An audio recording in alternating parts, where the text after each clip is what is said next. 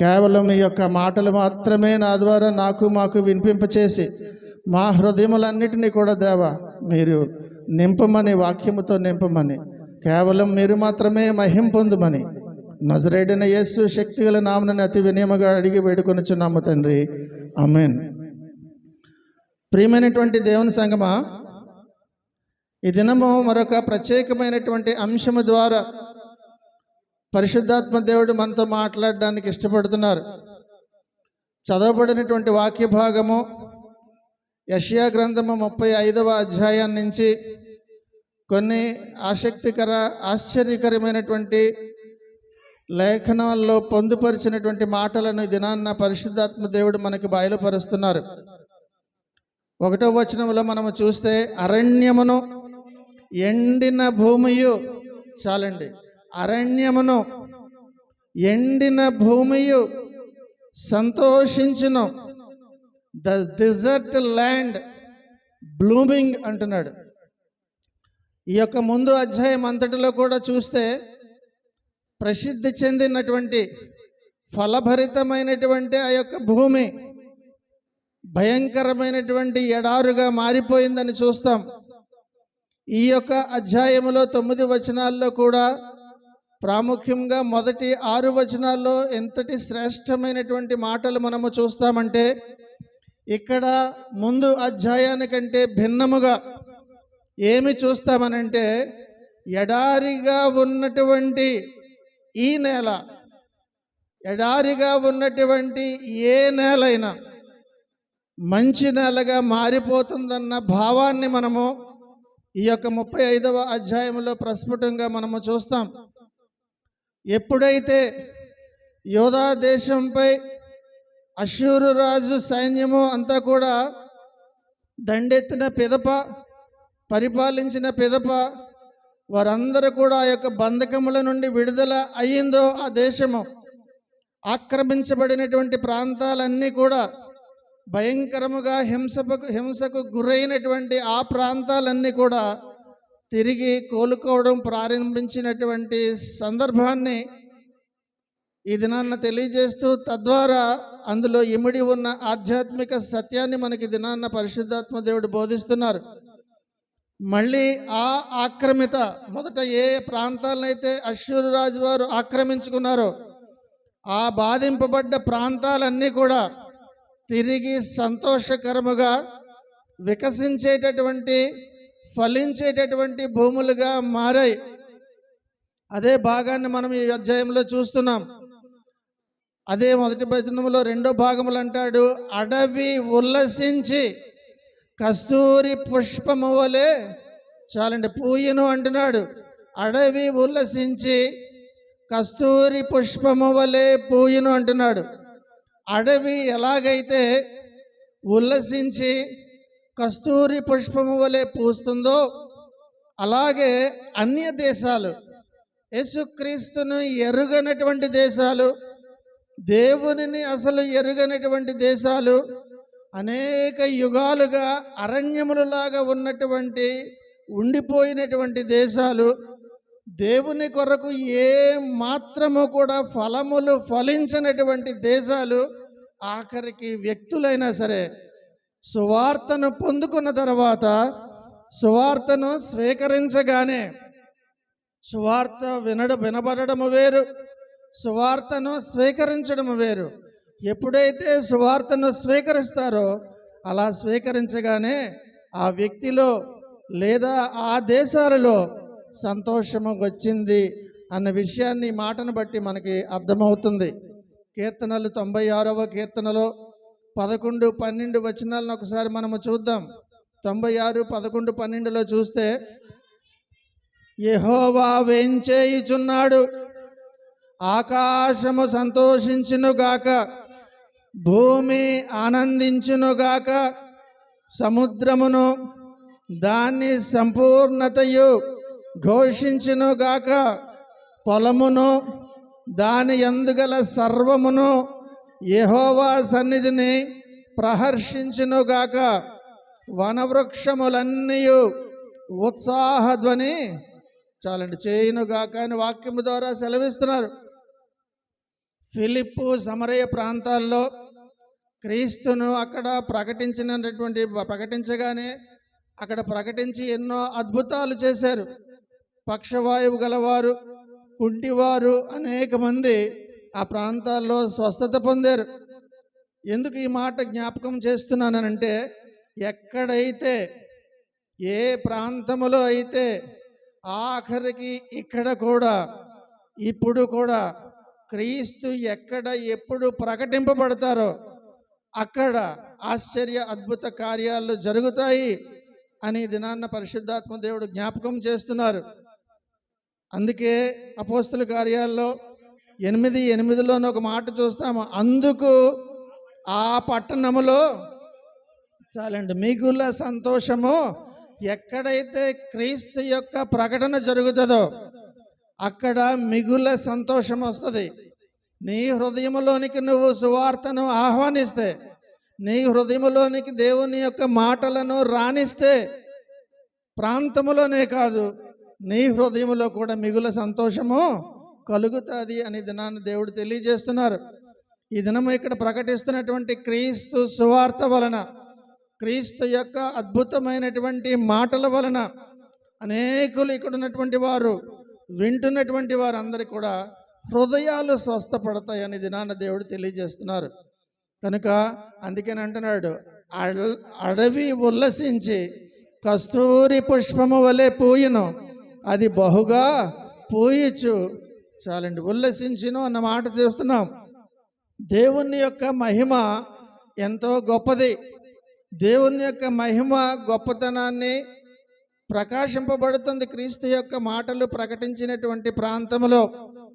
యెషయా గ్రంథం 45 కూడా అంటాడు ఒక మాట, యెహోవా మహిమ బయలుపరచబడును అన్న ఒక్క మాటని మనం చూస్తాం.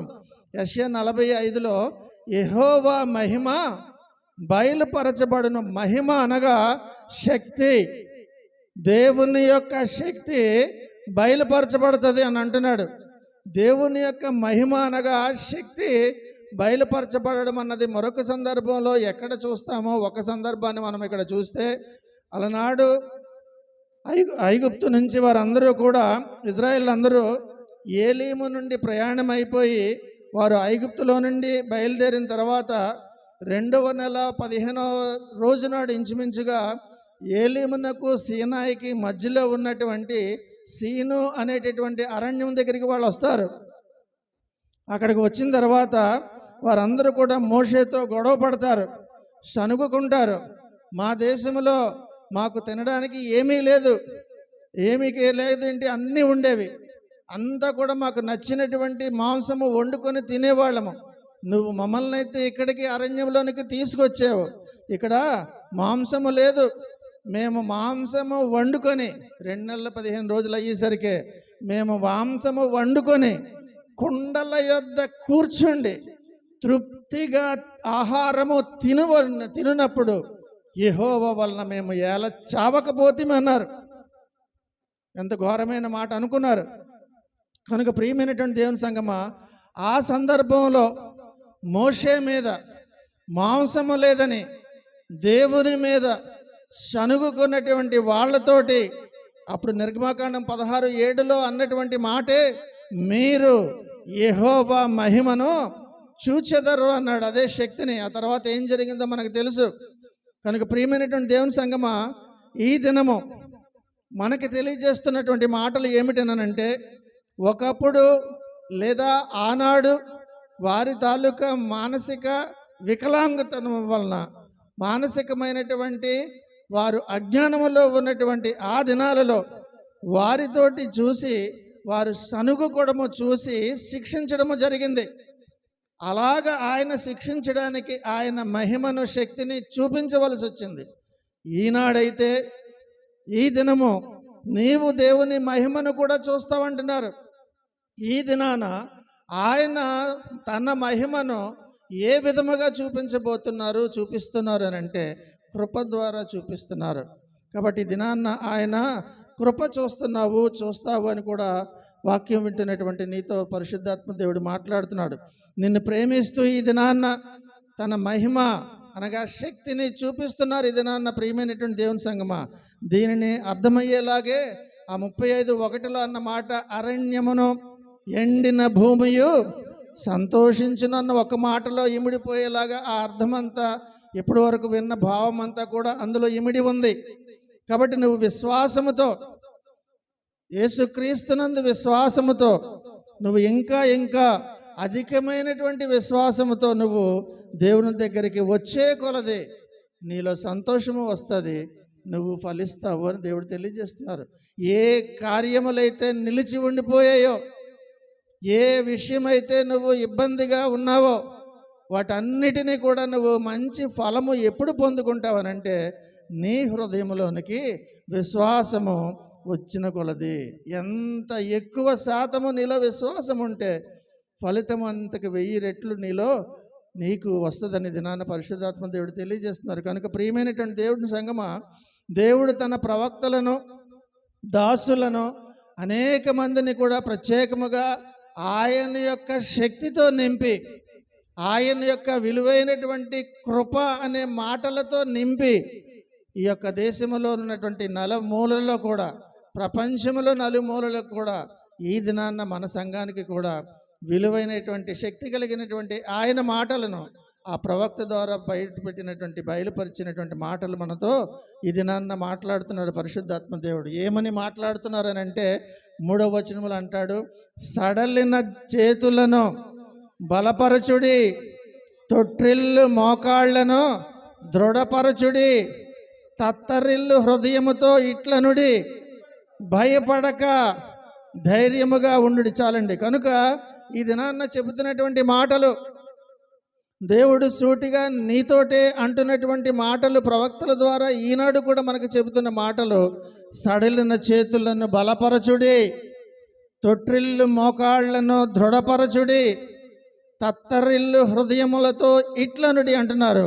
అనగా say to them that you are a fearful heart, భయంతో ఉన్నటువంటి నీతో ఇది నాన్న చెబుతున్నటువంటి మాటలు. ఎందుకనంటే అష్షూరు రాజు వలన వారి మీదకి వచ్చినటువంటి విపత్తుల వలన వారందరూ కూడా భయపడిపోయారు. వారి కాళ్లలో వణుకు వచ్చేసింది. బలహీనులైపోయినటువంటి వారితో ఆ దినాన్న అన్నటువంటి మాటలే ఈ దినాన్న అష్షూరు లాంటి భయంకరమైనటువంటి బలహీనత నిన్ను ఆవరించగా, అష్షూరు అనేటటువంటి ఆకారములో ఉన్నటువంటి ఆపద ఈ దినాన్న ఉన్నటువంటి నీతో అంటున్నారు. అష్షూరు రాజు లాంటి ప్రాణభయములో ఉన్నటువంటి నీతో ఈ దినాన్న పరిశుద్ధాత్మ దేవుడు అంటున్నారు. అష్షూరు లాంటి తత్తరిల్లినటువంటి, అష్షూరు వలన వచ్చినటువంటి తత్తరిల్లినంటే భయముతో ఉన్నటువంటి ఆ హృదయము కలిగినటువంటి అటువంటి పరిస్థితిలో ఉన్నటువంటి నీతో ఈ దినాన్ని అంటున్నారు. భయముతో దిగులుతో ఉన్నటువంటి నీతో అంటున్నారు, భయపడకు అని అంటున్నారు. కనుక ప్రియమైనటువంటి దేవుని సంగమా, ఈ దినాన్న ఇటువంటి ఘోర పరిస్థితుల్లో ఉన్నటువంటి నేను, ఇటువంటి పరిస్థితుల్లో ఉన్నటువంటి నీతో నేను కృప ద్వారా దర్శిస్తున్నాను అని తెలియజేస్తున్నారు. కనుక ప్రియమైనటువంటి దేవుని సంగమా, ఇదే సువార్త యొక్క ఉద్దేశము. నువ్వు ఎటువంటి విపత్కర పరిస్థితుల్లో ఉన్నా నిన్ను కృపతో దర్శిస్తున్నాను అన్నదే ఇదనన్న ప్రాముఖ్యంగా మనతో చెబుతున్నటువంటి మాట. ఈ సువార్తే సడలిన చేతులను బలపరచుట అంటే, ఈనాటి శుభవార్తే తొట్టిల్లిటు మోకాళ్లను బలపరచుట లేదా దృఢపరచుట అనగా తెలియజేస్తున్నారు. కనుక ప్రియమైనటువంటి దేవుని సంగమా, సడలిన చేతులు అనగా ఏ పని చేయలేక బలహీనమైపోయినటువంటి చేతులు. అటువంటి పరిస్థితి, అటువంటి స్థితి పైకి బాగా ధైర్యంగా ఉన్నట్టుగా, బలంగా ఉన్నట్టుగా కనిపించవచ్చు. కానీ నీకున్నటువంటి పరిస్థితులు నీ చేతులను ఏం చేస్తాయి? వణికించి బలహీనపరుస్తాయి. ఏ విధముగా ఏది కూడా ఎదుర్కోలేనటువంటి పరిస్థితి నీ చేతులకు కలగజేస్తుంది. అది ఏమిటనంటే నీ జీవితంలోనికి ప్రవేశించినటువంటి సాతాను అనేటటువంటి దుర్భర పరిస్థితి. వాటిని ఈ దినాన్ని నేను బలపరుస్తానని ఈ దినాన్ని తెలియజేస్తున్నారు. దేవుని వైపు నీవు చేతులే ఎత్తలేనటువంటి పరిస్థితుల్లో ఉన్నటువంటి నీ చేతులను పైకి చేతులెత్తి దేవా తండ్రి అని నువ్వు ప్రార్థించగలిగేటటువంటి బలమైన చేతులుగా సడలిన నీ చేతులను బలపరుస్తాను అని ఇది నాన్న పరిశుద్ధాత్మ దేవుడు తెలియజేస్తున్నారు. నువ్వు బలహీన పరిస్థితుల్లో దేవుని వైపు చేతులు ఎత్తితేనే నీ బలహీనమైనటువంటి సమయాల్లో దేవుని వైపు చేతులు ఎత్తితేనే, దేవుని వైపు మాత్రమే చేతులు ఎత్తితేనే నీకు విడుదల అనేది నాన్న దేవుడు తెలియజేస్తున్నారు. అలాగే తొట్రిల్లు మోకాళ్ళను మాటలు మాట్లాడుతున్నారు. అనగా తొట్రిల్లు మోకాళ్ళను దృఢపరుస్తానని అంటున్నారు. ఫీబుల్ నీస్ అనగా తొట్రిల్లు మోకాళ్ళు, నిలవబడలేనటువంటి బలహీనముగా ఉన్నటువంటి మోకాళ్ళని, నడవలేనటువంటి మోకాళ్ళని గురించి మాట్లాడుతున్నారు. నీ ముందు ఉన్నటువంటి పందెములో, నీ ముందు ఉన్నటువంటి జీవితం అనే పందెములో నువ్వు పరుగెత్తలేక, కనీసము నడవలేక బలహీనమైపోయినటువంటి నీతో అంటున్నారు, ఆధ్యాత్మికముగా దేవునిని ఎదుర్కోలేక బలహీనమైనటువంటి నీ యొక్క కాళ్ళతోటి ఈ దినాన్న మాట్లాడుతున్నారు. నీ కాళ్ళ గురించి మాట్లాడుతున్నారు. దేవుని దగ్గరికి నువ్వు ఉరుకులు పరుగులతోటి రావాల్సినటువంటి ఆధ్యాత్మిక జీవితము కలిగి ఉండవలసిన నీవు ఈ దినాన్న దేవుని దగ్గరికి రాలేక ఆ యొక్క మోకాళ్ళతోటి, బలహీనమైనటువంటి మోకాళ్ళతోటి, ఆధ్యాత్మికముగా వంకరపోయినటువంటి మోకాళ్ళ గురించి దినాన్న చెప్తూ నేను దృఢపరుస్తాను అనే దినాన్ని అంటున్నారు.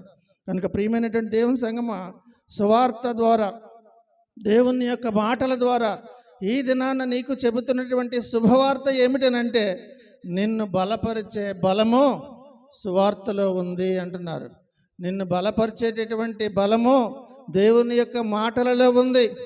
దేవుని యొక్క మాటలను నీ హృదయంలోనికి నువ్వు రాణిస్తేనే నీ హృదయము ధైర్యముతో నింపబడుతుంది అని ఇది నాన్న పరిశుద్ధాత్మ దేవుడు మనతో మాట్లాడుతున్నారు. చాలామంది క్రీస్తుని ఎరిగినటువంటి క్రైస్తవులు బలహీనమైనటువంటి చేతులు, తొట్టిల్లేటటువంటి కాళ్ళు కలిగి ఉండి క్రీస్తులో ఇంకా పసిపిల్లల అలాగే ఇంకా చిన్న పిల్లల్లాగానే ఉంటూ బలహీనముగా ఉంటున్న వారితో ఇది నాన్న చెబుతున్నారు, నువ్వు వాక్యంలో ఎదగాలి, ప్రార్థనలో ఇంకా ఇంకా ఎదగాలి. అందుకే నీ యొక్క ఆధ్యాత్మికమైనటువంటి చేతులను, ఆధ్యాత్మికమైనటువంటి మోకాళ్ళను నేను దృఢపరుస్తాను అనే దినాన్న దేవుడు తెలియజేస్తున్నారు. ప్రొవైడెడ్ నీ హృదయంలోనికి క్రీస్తుని నీవు ఆహ్వానించాలి, విశ్వాసము కలిగి ఉండాలి. ఈ దినము దేవుడు నీకు ఇస్తున్నటువంటి సందేశం ఏమిటనంటే, దైవ సందేశం ఏమిటనంటే, ఇది నాన్న నీతో అంటున్నారు. హెబ్రీ 12:12లో కూడా ఇదే మాట చూస్తాం. హెబ్రీ 12:12లో అంటాడు, చూద్దాం ఒకసారి. కాబట్టి సడలిన చేతులను, సడలిన మోకాళ్ళను, చాలండి, సడలిన చేతులను, సడలిన మోకాళ్ళను బలపరచుడి అని అంటున్నాడు. కాబట్టి దినాన్న పరిశుద్ధాత్మ దేవుడు నీతో ఏమంటున్నారో తెలుసా ప్రియ సహోదరుడ, సహోదరి? సూటిగా నీతో మాట్లాడుతున్నటువంటి మాట, నీ హృదయం అంతా కూడా భయముతో నిండిపోయింది. ఏ భయము అన్నది నీకు తెలుసు. ఏ భయము నీలో నింపుతున్నాడో ఆ నింపుతున్నటువంటి సాతానునికి తెలుసు. ఈ జరుగుతున్నటువంటి ట్రయాంగిల్ ఫైట్ నీకు, సాతానికి, దేవుడికి మధ్యలో జరుగుతున్నటువంటి నీ హృదయానికి ప్రకంపనలు, భయము అన్న దాని ద్వారా ప్రకంపనలు తీసుకొచ్చి నువ్వు నిలవబడలేనటువంటి ఒక పెద్ద శబ్దం వచ్చేసరికి అమ్మో అని భయపడిపోయి జడుచుకునేటటువంటి విధముగా నిన్ను చేస్తున్నటువంటి ఆ సాతాను యొక్క భయం నుంచి ఇది నాన్న అంటున్నారు, నేను నిన్ను బలపరుస్తాను అంటున్నారు. నువ్వు అడుగు, దేవుని విశ్వాసంగా, దేవా నా హృదయం అంతా కూడా భీతితో నిండిపోయింది, నా హృదయం అంతా కూడా భయముతోటి వణికిపోతుంది, పైకి నేను గంభీరంగా సంతోషంగా ఉన్నట్టు కనిపిస్తున్నాను, కానీ ఏ యొక్క చిన్న శబ్దం వచ్చినా, అర్ధరాత్రి ఏది కనిపించినా అమ్మో అని నేను భయపడేటటువంటి పరిస్థితిలో ఉన్న నాతో, దేవా మీరు నాలోనికి రండి, నాలో నివసించండి, నన్ను బలపరచండి అని ఈ మాటలను బట్టి నువ్వు ఎత్తి అడిగినట్లయితే ఇది నన్ను పరిశుద్ధాత్మ దేవుడు అంటున్నారు, నేను నిన్ను బలపరుస్తాను అనేది నన్ను దేవుడు తెలియజేస్తున్నారు. అందుకే యెషయా 35:4లో అంటాడు, తత్తరిల్లిన హృదయములతో ఇట్లనుడి, భయపడక. ఈ దినము భయముతో ఉన్నటువంటి నీతో దేవుడు అంటున్నటువంటి మాట, సూటిగా నీతో చెబుతున్నటువంటి మాట, భయపడక ధైర్యముగా ఉండుడి అంటున్నారు. దేవునికి మహిమ కలుగును గాక. దేవుని గట్టిగా చప్పట్లు కొడదాం ఈ దినము. కనుక ప్రియమైనటువంటి దేవుని సంగమా, ఇది నాన్న దేవుడు నీతో చెబుతున్నటువంటి సూటైనటువంటి మాట, భయపడక ధైర్యముగా ఉండుడి అంటున్నాడు. కాబట్టి బహుశా నీకు అనిపిస్తుంది అయ్యో నా గుండె భయంతో వేగంగా కొట్టుకుంటుంది, ఇక నా పని అయిపోయిందని దావీదు కూడా ఒకసారి అనుకున్నాడు. ఎన్గేదిలో ఉన్నప్పుడు, సౌలు చేత హింసింపబడుతున్నప్పుడు, వెంటాడబడుతున్నప్పుడు, ఎన్గేదిలోకి వెళ్ళిపోయినప్పుడు, అయ్యో నా పని అయిపోయింది, నా పని అంతా కూడా అయిపోయింది కానీ విలవిల్లాడిపోతున్నటువంటి సమయంలో దేవుడు రక్షించినటువంటి అనుభవంలో నుంచి జాలువారిన మాట కీర్తన 31:22లో చూస్తాం. కీర్తన 31:22లో ఏమన్నాడనంటే, భీతి చెందిన వాడై నీకు కనబడకుండా నేను నాశనమైతే అనుకొంటిని, అయినను నేను నీకు మొరపెట్టగా నీవు నా విజ్ఞాపన ధ్వని ఆలకించు అనుకున్నాడు. We are cut off and undone అనుకున్నాడు, అయిపోయింది మా పని అనుకున్నాడు ఎన్గేదిలోకి వచ్చినప్పుడు దావీదు. కానీ దేవుడు అద్భుతంగా తనని రక్షించినప్పుడు తను అన్నటువంటి ఈ మాట, భీతి చెందిన వాడనై నీకు కనబడకుండా నేను నాశనమైతే అనుకుంటుని, అయినను నీకు నేను మొర్రపెట్టగా నువ్వు విజ్ఞాపన ధ్వని ఆలకించి మొర్రపెట్టు. నువ్వు మనుషులకు కాదు, నువ్వు దేవునికి మొర్రపెట్టినట్లయితే, ఇది నా దేవుడు అంటున్నారు, నీ మాట నీ మొర నా చెవిని పడింది, నీ హృదయంలో ఉన్నటువంటి భీతి భయాన్ని నేను పారద్రోలి నీకు దూరం చేస్తాను, ధైర్యముగా ఉండని దినాన్ని నీతో మాట్లాడుతున్నారు. కాబట్టి దినాన్ని నీతో అంటున్నటువంటి ఆ మాటే, భయపడక ధైర్యముగా ఉండుడి అన్న మాట మనతో మాట్లాడుతున్నారు. ప్రియమైనటువంటి దేవుని సంగమా, ఇంకా ఈ దినాన్ని నీతో అంటున్నారు, అదే 35:4bలో అంటున్నాడు, ప్రతిదండన చేయుటకై మీ దేవుడు వచ్చుచున్నాడు. ప్రతిదండనను, దేవుడు చేయదగిన ప్రతీకారమును ఆయనే చేయును. ఏంటంటే ఆ మాట అక్కడ లాస్ట్లో, ఆయనే వచ్చి తానే మిమ్మును, ఇది చాలా ప్రాముఖ్యమైన మాట, ఆయనే వచ్చి తానే మిమ్మును రక్షించును అని ఇది నన్ను తెలియజేస్తున్నారు. మనుషులు వచ్చి నిన్ను రక్షించలేరు, రాకపోయినా రక్షించలేరు, వచ్చినా రక్షించలేరు. ఆయనే అంటున్నారు, నేనే వస్తాను, నీ పరిస్థితి నాకు అర్థమైంది, నీ మొర నాకు వినబడింది, కాబట్టి ఆయనే వచ్చి తానే మిమ్మను రక్షించును అని ఇది నాన్న సూటిగా మనతో మాట్లాడుతున్నారు. నిన్ను ఏ శత్రువు, ఏ సాతాను వెంటాడుతూ భయపిస్తున్నాడో, ఏ భయముతోటి నువ్వు కొట్టుమిట్టాడుతున్నావో, ఆ శత్రువును నేను పారద్రోలుతాను అని దినాన వాక్యము ద్వారా మనతో అంటున్నారు. ఆయనే వచ్చి తానే మిమ్మను రక్షించును అన్నమాట ఈ దినాన్న పరిశుద్ధాత్మ దేవుడు మనకు తెలియజేస్తున్నారు. నీవు ఏమేమి కోల్పోయావో, నీవు ఏ గాయములయ్యాయో, నీ హృదయము దేనితో పచ్చిగా అయిపోయిందో, వాటన్నిటి విషయమై ఈ దినాన్న నీతో అంటున్నారు, ఆయనే వచ్చి నిన్ను రక్షిస్తారని దినాన్ని దేవుడు తెలియజేస్తున్నారు. మెస్సయ్య వచ్చి రక్షిస్తారు. ఆయనే వచ్చి నిన్ను, నీ కుటుంబం చుట్టూ కూడా, నిన్ను కూడా, నీ చుట్టూ కూడా ఆయన పరిశుద్ధమైనటువంటి అగ్ని రథములను ఉంచి కాపాడుతానని దినాన్ని దేవుడు తెలియజేస్తున్నారు. ఏ అంధకార చీకటి శక్తులైతే నీ చుట్టూ అలముకుంటున్నాయో వాటన్నిటినీ పటాపంచలు చేసి నీకు విజయం ఇస్తానని అంటున్నాడు. దేవునికి మరొకసారి గట్టిగా మహిమ చెల్లిద్దాం. కనుక ప్రియమైనటువంటి దేవుని సంగమా, యెషయా 61:3లో కూడా శ్రేష్టమైనటువంటి మాట చూస్తాం.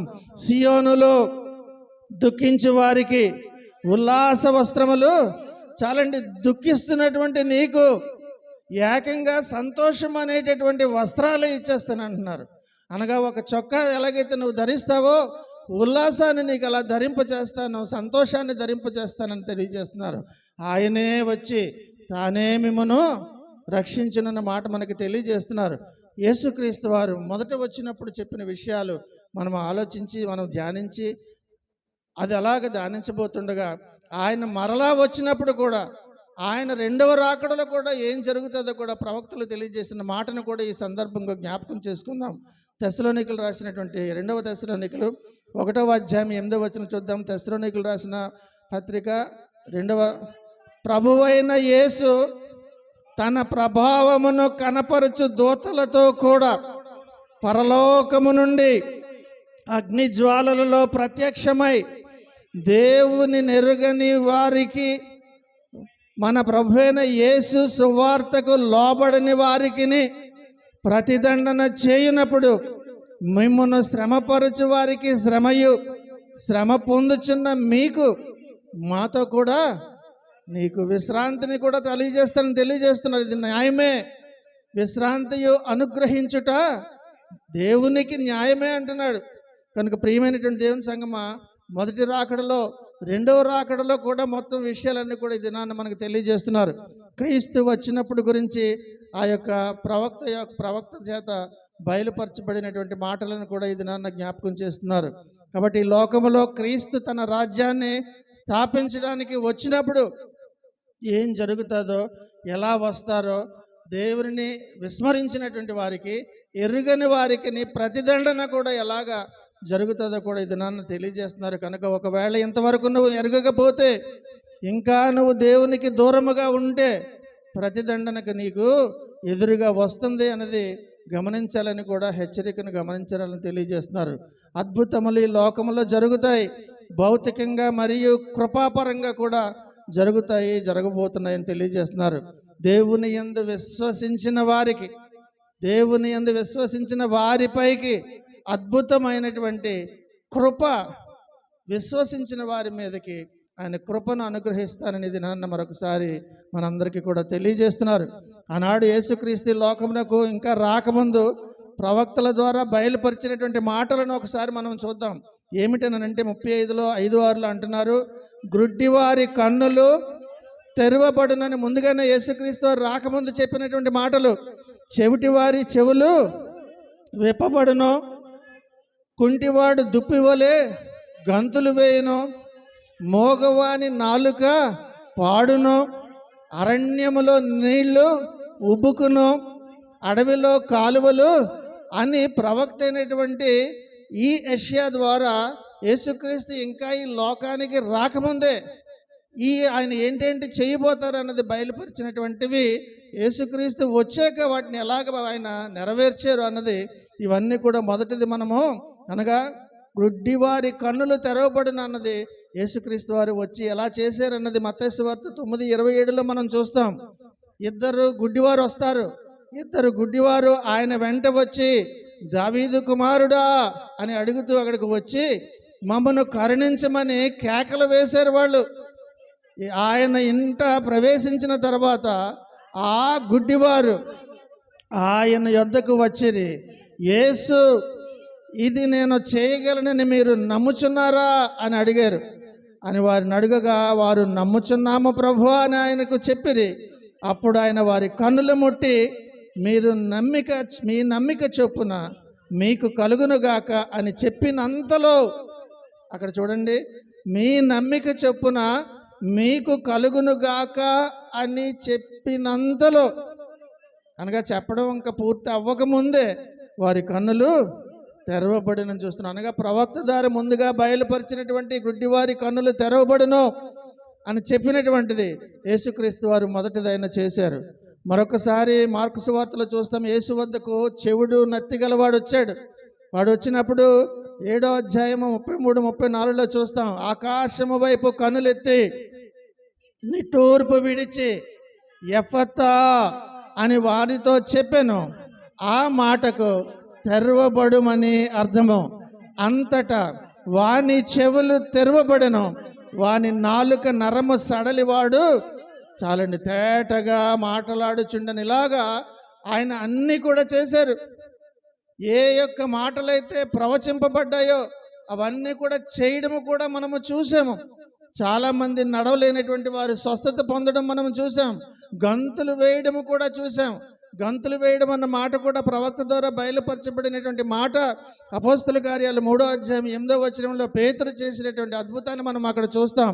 పేతురు కుంటివానితో అన్నాడు, నజరేయుడైన యేసు నామమున నడుమని చెప్పి వాని కుడి చెయ్యి పట్టుకొని లేవనెత్తెను. వెంటనే వాని పాదములను చీలమండలను బలము పొందెను. వాడు దిగ్గున లేచి నిలిచి నడిచెను. నడుచుచు గంతులు వేయుచు దేవుని స్తుతించుచు వారితో కూడా, చూడండి, కాబట్టి గంతులు వేయచ్చు అని చూసాం. కాబట్టి ఏ మాటలైతే ముందుగా తెలియజేయబడాలో కొన్ని వందల సంవత్సరాల ముందు యేసుక్రీస్తు గురించి బయలుపరిచినటువంటి మాటలను ఆయన వచ్చి చేశారు. ఈ అద్భుతములన్నీ కూడా యేసు భూమి మీద ఉన్నప్పుడు ఆయన చేసి తాను దేవునిచే పంపబడినటువంటి దేవుడు అని రుజువైంది. అందుకనే ఆ యొక్క యూదుల అధికారి అయినటువంటి నికోదేము వచ్చి ఒక మాట అంటాడు. రాత్రి వచ్చి యేసుక్రీస్తు దగ్గరికి వచ్చి యోహాను 3:2 అంటాడు. ఏమని అంటాడు అక్కడ మనం చూస్తే అర్థమవుతుంది. అతడు రాత్రి యందు ఆయన యొద్దకు వచ్చి, బోధకుడా, నీవు దేవుని యొద్ద నుండి వచ్చిన బోధకుడవని మేమెరుగుదము.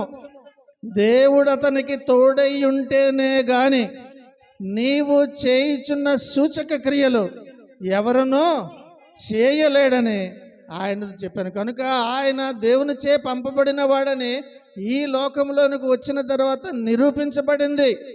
వారి నోటితోటి వీరందరూ కూడా అన్యులు కూడా ఒప్పుకున్నారు.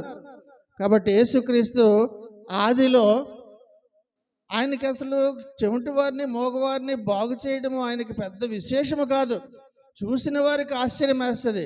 కానీ వాక్యం తెలిసిన వారికి పాత నిబంధనలో మొట్టమొదటిగా వెళ్ళిపోతే యేసుక్రీస్తు వారు ఆయన చేతులతోనే నరునికి ముక్కులు, చెవులు ఇవన్నీ కూడా ఆయన చేతితోటే ఆయనే చేశారు. ఆయనకి అవన్నీ తెరవడం ఏమన్నా కష్టమా? ఆయనకు స్వస్థత ఇవ్వడం ఏమన్నా కష్టమా? సృష్టించిందే ఆయన. కాబట్టి ఎవరైతే సృష్టిస్తారో ఆ సృష్టికర్తకు ఆ సృష్టిలో ఉన్నటువంటి లోపాలు సరిచేయడం పెద్ద కష్టము కాదని ఆ కోణములో ఆలోచిస్తే యేసుక్రీస్తు వారు చేయడము సమంజసమే, సాధ్యమే ఆయనకని ఇటే అర్థమవుతుంది. కానీ తెలియనటువంటి వారికి ఆశ్చర్యం, అద్భుతముగా కనిపిస్తుంది. కనుక ప్రియమైనటువంటి దేవుని సంగమా, అలాగే ఈ దినాన్న కూడా పరిశుద్ధాత్మల ద్వారా ఆధ్యాత్మికంగా ఎవరైతే గ్రుడ్డివారిగా ఉన్నారో, ఇంకా ఆధ్యాత్మికంగా కన్నులు మూసుకుపోవడం వలన చెప్పినటువంటి విషయాలన్నీ ఏదో చెప్పారులే, ఇవన్నీ ఎప్పుడు విన్నవే కదా అనుకుంటున్నటువంటి ఆధ్యాత్మిక గ్రుడ్డివారితో కూడా ఇది నాన్న అంటున్నారు, నీ కన్నులు నేను తెరవబోతున్నాను. నీ కన్నులు నేను తెరిస్తున్నప్పుడు మాత్రమే నీకు ఆధ్యాత్మిక సత్యాలు నీకు అర్థమవుతాయి అనేది నాన్న దేవుడు తెలియజేస్తున్నారు. అందుకనే యేసుక్రీస్తు వారు అన్నారు, ఏమని అన్నారు తెలుసా? అపోస్తుల కార్యాలు 26:18 ఒక మాట అంటారు, నా యందలి విశ్వాసము చేత పాప క్షమాపణను పరిశుద్ధపరచబడిన వారిలో స్వాస్థ్యమును పొందునట్లు వారి కన్నులు తెరుచుటకై నేను నిన్ను వారి యొద్దకు పంపెదనని. చాలండి. కాబట్టి కన్నులు తెరవబడ్డం అంటే ఆధ్యాత్మికంగా గుడ్డివారైపోయినటువంటి వారి కన్నులు తెరవడం గురించి చెబుతున్నారు. ఇది నాన్న ఎందుకు వాక్యం అందరికీ అర్థం అవ్వలేదనంటే, ఎందుకు అందరూ కూడా వాక్యము వినలేకపోతున్నారనంటే, ఆధ్యాత్మికంగా చెవిటివారు, ఆధ్యాత్మికంగా గుడ్డివారిగా ఉండడం వలన వాక్యము కనిపించటం లేదు, వినిపించటం లేదు. దేవుని మాటలు స్పష్టంగా మాట్లాడినా ఏమీ అర్థమవట్లేదు. చెవిడు నత్తిగలవానికి ముందు ఏం మాట్లాడితే ఏంటి అర్థమవుతుంది? ఆధ్యాత్మికంగా ఉన్నటువంటి చెవిటి వారికి, గుడ్డివారి ముందు కూడా వాక్యము చెబితే ఏమీ అర్థమవదు. అటువంటి వారితో నువ్వు ఇష్టపడితే, దేవుని నువ్వు అడిగితే, వాక్యము నాకు కూడా అర్థమవ్వాలని నువ్వు అడిగితే, నీ యొక్క ఆధ్యాత్మికమైనటువంటి చెవులను, కన్నులను నేను తెరవు చేస్తాను అనే దినాన్న నీతో మాట్లాడుతున్నారు. కనుక ప్రియమైనటువంటి దేవుని సంగమా, ఈ దినాన్న దేవుని ఆత్మ ద్వారా జరుగుతున్నటువంటి కార్యాల గురించి పరిశుద్ధాత్మ దేవుడు మనతో మాట్లాడుతున్నారు. ఆనాడు ప్రవక్తల ద్వారా బయలుపరిచారు, అనేక మంది ఆశ్చర్య కార్యాలు చేశారు. యేసుక్రీస్తు వారు ఈ లోకానికి వచ్చారు. లోకానికి వచ్చి ఆయన లిటరల్గా ఆయన అందరికీ కనబడి, మానవ రూపంలో కనబడి, మనిషి శరీరాన్ని ధరించుకొని వస్త్రములాగా ఆయన కార్యాలు చేశారు. ఈనాడు మన కంటికి కనిపించకుండా ఆత్మ ద్వారా అద్భుత కార్యాలు చేస్తున్నారన్న విషయాన్నే ప్రాముఖ్యంగా ఈనాటి సందేశం. అనగా క్రీస్తు యొక్క ఆత్మ ద్వారా నువ్వు ఏది అడిగితే ఆ ఆత్మ ద్వారా నీకు స్వస్థత కలుగుతుంది, నీ జీవితంలో అద్భుతాలు జరుగుతాయని కూడా ఇది నాకు తెలియజేస్తున్నారు. అపోస్తుల కార్యాలు 16వ అధ్యాయంలో 4వ వచనంలో ఒక శ్రేష్టమైనటువంటి మాట చూస్తాం. నీ హృదయాన్ని తెరుస్తాను అంటున్నారు ఆయన. 16-14 లూదియా గురించి ఉంటుంది చూడండి. అప్పుడు లూదియాయను దైవభక్తి గల యొక్క స్త్రీ వినుచుండెను. ఆమె ఊదారంగు పొడిని అమ్ము తుయతైర పట్టణస్థురాలు. అక్కడ చేర్చండి, ప్రభువు ఆమె హృదయమును తెరిచెను గనుక పౌలు చెప్పిన మాటలు యందు చాలండి లక్ష్యం ఉంచిన అన్నాడు. అనగా దేవుని మాట అందరికీ వినిపిస్తుంది, అందరి హృదయాల్లోకి వెళ్ళదు. దేవుడు తెరిస్తే తప్పించి ఆ యొక్క తైరక అమ్ముకుంటున్నటువంటి ఆ ఓదాపొడిని అమ్ముకుంటున్నటువంటి ఆ స్త్రీ యొక్క హృదయం తెరిచినప్పుడు మాత్రమే దేవుని యొక్క మాటలు ఆమె యొక్క హృదయంలోనికి వెళ్ళాయి. కాబట్టి నీ హృదయము తెరవబడాలని అంటే మొద్దుబారిపోయినటువంటి అన్ని రకములైనటువంటి వాటితోటి మొద్దుబారిపోయినటువంటి నీ హృదయము మెత్తనబడాలనంటే, దేవుని వాక్యము నీలోకి వెళ్ళాలనంటే దేవుడే నీ హృదయం తెరవాలి. అదే ఆత్మకార్యము నువ్వు అడిగితే జరుగుతుంది అని ఇది నాకు తెలియజేస్తున్నారు. కాబట్టి దేవునితో ఎలా మాట్లాడాలో తెలియక మోగగా ఉండిపోయినటువంటి వారిని చూస్తున్నాం. ఆయన ఆత్మకార్యము ద్వారా దేవునితో ఎలా మాట్లాడాలి, దేవునిలో ఎలా మాట్లాడాలని తెలియక మోగపోయినటువంటి వారితో కూడా ఆయన దినాన్న ఆత్మకార్యము చేసినప్పుడు, ఆయన ఆత్మకార్యాన్ని నువ్వు అంగీకరించి ఆహ్వానించినప్పుడు మోగపోయి దేవుని యొక్క పాటలు పాడడానికి కూడా సంకోచించి సిగ్గుపడేటటువంటి నీకు గెంతులు వేసి దేవుని స్తుతించేటటువంటి ఆ యొక్క ఆకాంక్ష నీలో కలిగిస్తారు. నీ యొక్క మోగపోయినటువంటి గొంతును కూడా ఆయన స్వస్థపరుస్తారని దినాన్ని దేవుడు తెలియజేస్తున్నారు. చాలామందిని చూస్తాం, వినడానికి చెవులు ఉంటాయి, మాట్లాడడానికి నోరు ఉంటుంది, బయట చాలా గట్టిగా మాట్లాడతారు, దేవుని గుడిలో స్తుతించరు, దేవుని మాటలకి చప్పట్లు కొట్టరు, దేవుడంటే లెక్కలేదు, సిగ్గు. దేవుని దగ్గరే నీవు సిగ్గుపడితే, దేవుని దగ్గరే నువ్వెవరో ఎరుగునన్నట్టుగా ఉంటే దేవుడు కూడా అంటున్నారు నువ్వెవరో నాకు తెలియదు. కనుక ప్రియమైనటువంటి దేవుని సంగమా, ఈ దినాన్ని అంటున్నారు మోగపోయినటువంటి నీ నాలుకను ఈ దినాన్న ఆత్మకార్యము ద్వారా ఆయన సడలించి నీకు దేవుని యొక్క మాటలు మాట్లాడేటటువంటి శక్తిని ఇస్తుండగా ఈ దినాన్న ఇంకా కూడా నువ్వు మోగుగా ఎలా ఉంటున్నావో అర్థం కావట్లేదు. ఇంకా అంత కఠినమైనటువంటి హృదయం కలిగి దేవుని గురించి సంతోషించలేక, దేవుని సన్నిధిలో నువ్వు దేవుని పొగడలేక, స్తుతించలేక మౌనముగా చేతులు బిగించుకొని ఉండిపోయేటటువంటి ఆ పరిస్థితి నుంచి నీ చేతులు మోకాళ్ళను సడలించాలి, దృఢపరచబడాలి. అది దేవుని యొక్క ఆత్మకార్యము ద్వారా మాత్రమే జరుగుతుంది, నువ్వు అడిగితే విశ్వాసము ద్వారా. కనుక ప్రియమైనటువంటి దేవుని సంగమా, ఆశీర్వాదాలు పొందుకుంటున్నారు కానీ నోరు పెగలదు, మోగపోతారు, దేవుని నుంచి అన్ని మేలులు పొందుకుంటారు కానీ నడిచి ఎక్కడికి కూడా రాలేరు. అటువంటి మోకాళ్ళను బలహీనమైనటువంటి వాటిని ఈ దినం అంటున్నారు దృఢపరుస్తానని దేవుడు తెలియజేస్తున్నారు. ఇది నాన్న సూటిగా నీతో అంటున్నటువంటి మాట, ఎవరైతే దేవుని యందు విశ్వాసం ఉంచుతారో వారిపైకి నా ఆత్మనే కుమ్మరిస్తానంటున్నారు. యెషయా గ్రంథం 32 ఆ ముందు భాగంలో 13లో మనం చూస్తాం, పైనుండి ఆత్మ కుమ్మరింపబడును అని ఒక్క మాట ఉంటుంది చివరిని. చాలండి, పైనుండి ఆత్మ కుమ్మరింపబడుతుంది అంటున్నారు. ఎప్పుడనంటే నువ్వు విశ్వాసం ఉంచితే, దేవుని యందు నీవు విశ్వాసము పూర్తిగా ఉంచినప్పుడు పైనుండి ఆత్మ కుమ్మరింపబడుతుంది అని దేవుడు తెలియజేస్తున్నారు. అదే మాటని యేసుక్రీస్తు వారు ఇందాక చదవబడిన వాక్యంలో యోహాను సువార్త 7వ అధ్యాయంలో 38, 39లో ఒక మాట చూస్తాం. ఏమనంటే, నా యందు విశ్వాసం ఉంచువాడు ఎవడో లేఖనము చెప్పినట్టు వాని కడుపులో నుండి జీవజల నదులు పారునని. అంటే ఏంటో జీవజల నదులని కింద చెప్తున్నాడు. తన యందు విశ్వాసం ఉంచువారు పొందబోవు ఆత్మను గూర్చి ఆయన ఈ మాట చెప్పెను. యేసు ఇంకనూ మహిమపరచబడలేదు గనుక ఆత్మ ఇంకనూ అనుగ్రహింపబడలేదు. అప్పుడు యేసుక్రీస్తు వారు ఇంకా ఇక్కడ ఉన్నప్పుడు చెప్పిన మాట, ఆయన ఆరోహణమైనప్పుడు నేను వెళ్ళడమే మీకు మంచిదని చెప్పి ఆత్మను ఆయన అనుగ్రహించారు. ఎవరి మీదనంటే విశ్వాసం ఉంచినటువంటి వారి మీదకి అంటున్నారు. ఈ దినాన్న నీకు ఉన్నటువంటి లోపము ఏమిటనంటే విశ్వాసమే లేదు. నీ అవిశ్వాసమే నీకు అన్ని కూడా అపజయాలు.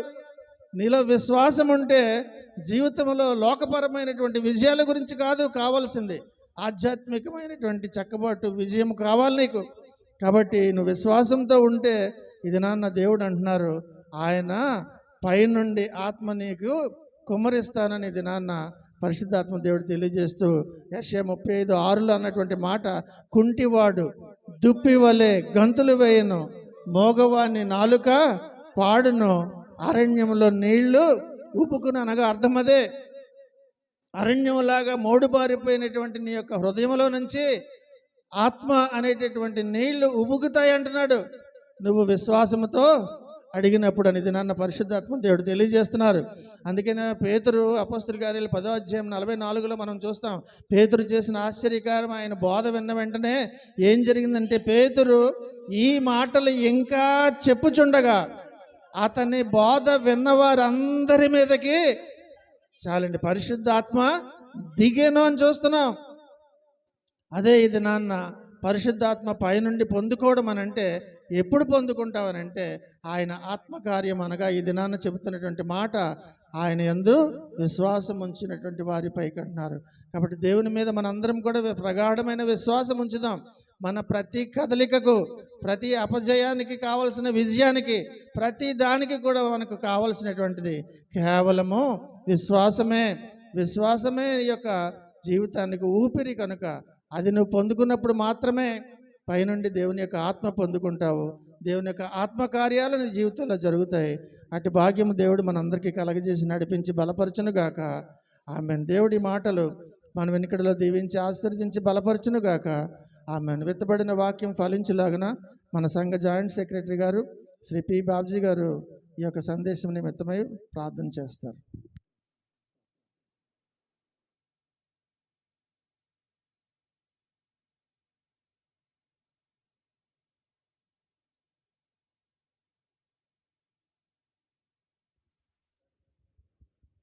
ప్రార్థన చేసుకుందాం దయచేసి.